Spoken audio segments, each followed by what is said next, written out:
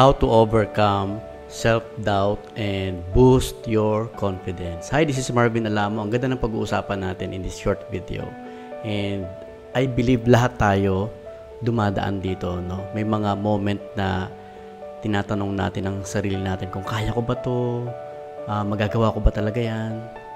Lalo na kung may mga bago tayong susubukan, like starting your own business, or you are learning new skill sets, or if you are applying for a new job, di ba? So, nagkakaroon tayo ng self-doubt.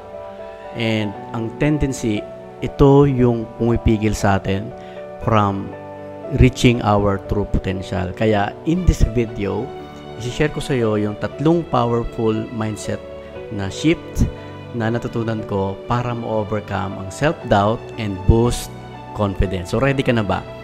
Mindset shift number 1 is embrace the power of self-awareness.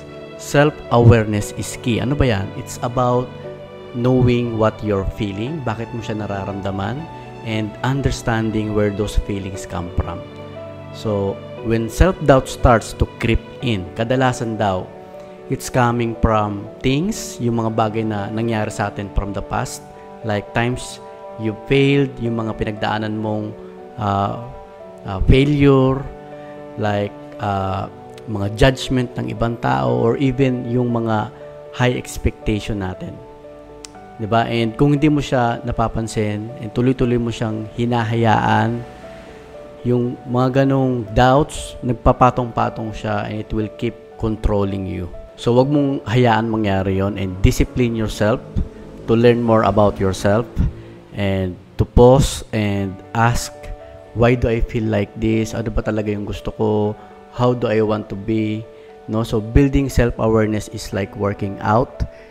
It takes time and effort, pero it pays off.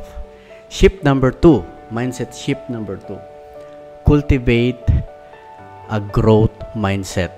Minsan nanggagaling daw yung doubt sa pagkakaroon natin ng fixed mindset. Katulad ko, meron akong ganyan dati, no? Kasi hindi ako magaling dyan, meron akong ganun thinking palagi. Kasi high school grad lang ako, kasi wala akong alam dyan, kasi wala akong skills about that. Ito, real talk lang. Skills can be learned and abilities can be developed. So, confidence grows when you believe you can improve. So, simulan mo siya na magkaroon ka ng believe sa sarili mo na kaya mong matutunan ang mga bagay-bagay at kaya mong mag-improve at kaya mong mag-grow. Sabi nga ni Jim Rohn, don't wish it were easier, wish you were better. So, this is all about focusing on self-improvement instead of perfection. Instead of doubting yourself because of what you cannot do, no, yung mga limitasyon mo, focus on what you can learn. That's the power of a growth mindset. So, sa ganitong mindset, yung mga mistakes na yan na manadaanan mo, they are not failures. They are learning opportunities. So, mindset shift number 3, replace negative self-talk with empowering beliefs. Yung words natin, napaka-powerful niyan. Lalo na yung mga sinasabi mo sa sarili mo. Kapag palagi mong sinasabi na, hindi ko kaya yan, or wala akong alam dyan, wala akong kwenta, hindi ko alam yan, no, your words becomes your reality. And kung gusto mong mag-boost ang confidence mo, start replacing that negative self-talk with empowering beliefs. Yes, hindi mo siya mababago ang mindset mo agad-agad, but you can start taking steps toward more empowering direction right now. So it's all about awareness and making small shifts in the way you speak to yourself. So babantayan mo yung sarili mo.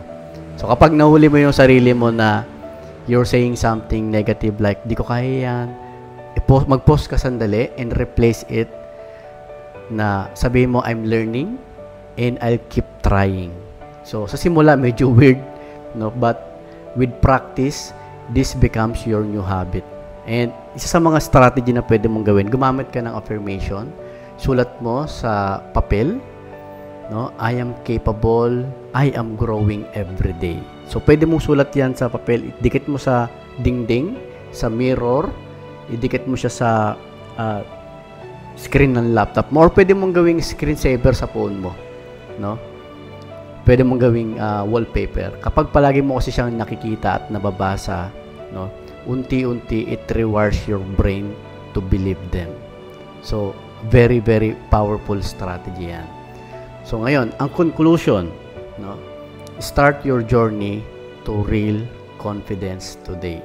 And building confidence is not about pretending or putting on a mask. It's about making small, consistent choices to grow, learn, and believe in yourself. Again, hindi siya overnight na mawawala na kaagad yung self-doubt mo. But as you practice this mindset shift, you will notice, no, that it will lose its power over you. And real confidence starts from within. And the best part, kaya mo siya. Magugulat ka na lang, ibang-iba ka na. No, ibang-iba na yung ikaw kumpara sa dati. Okay? Remember, self-awareness helps you understand your fears. A growth mindset keeps you moving forward, and empowering beliefs allows you to become your own biggest fan. And one step at a time, you becoming a more confident, unstoppable version of yourself. So go out there and be the best version of yourself. Kaya mo yan.